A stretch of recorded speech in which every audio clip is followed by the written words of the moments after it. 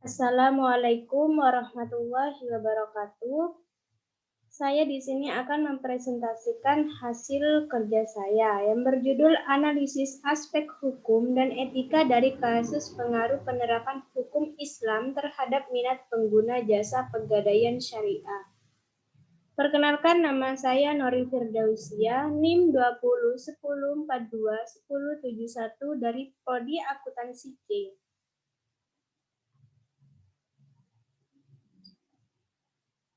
Pendahuluan.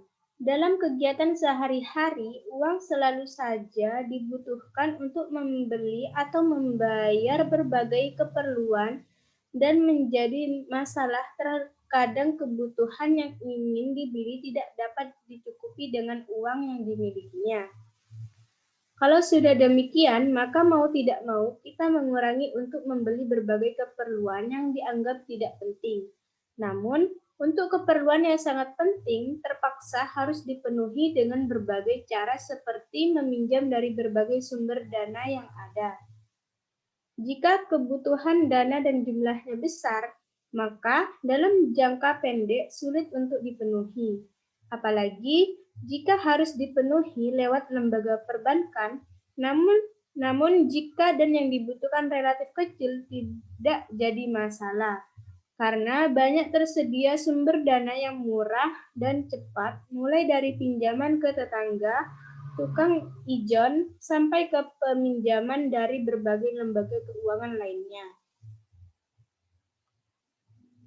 Bagi mereka yang memiliki barang-barang berharga, kesulitan dana dapat segera dipenuhi dengan cara menjual barang berharga tersebut, sehingga sejumlah uang yang diinginkan dapat terpenuhi. Namun, resikonya banyak yang telah dijual akan hilang dan sulit untuk kembali.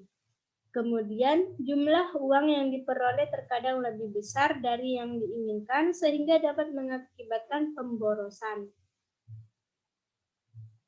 Untuk mengatasi kesulitan yang sudah dijelaskan tadi, di mana kebutuhan dana dapat dipenuhi tanpa kehilangan barang-barang berharga, maka masyarakat dapat menjamin barang-barangnya ke lembaga tertentu.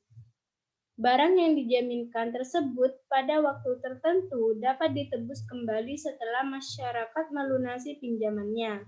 Kemudian, kegiatan menjamin barang-barang berharga untuk memperoleh sejumlah uang dan dapat ditebus kembali setelah jangka waktu tertentu. Tersebut kita sebut dengan nama usaha gadai.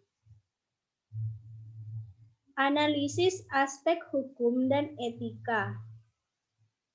Aspek hukum dan etika menurut Kitab Undang-Undang Hukum Perdata Pasal 1950, gadai adalah suatu hak yang diperoleh seorang yang berpiutang atas suatu barang bergerak yang diserahkan kepadanya oleh seorang berutang atau oleh seorang lain atas namanya, dan yang memberikan kekuasaan kepada orang berpiutang itu untuk mengambil pelunasan dari barang tersebut secara didahulukan daripada orang yang berpiutang lainnya.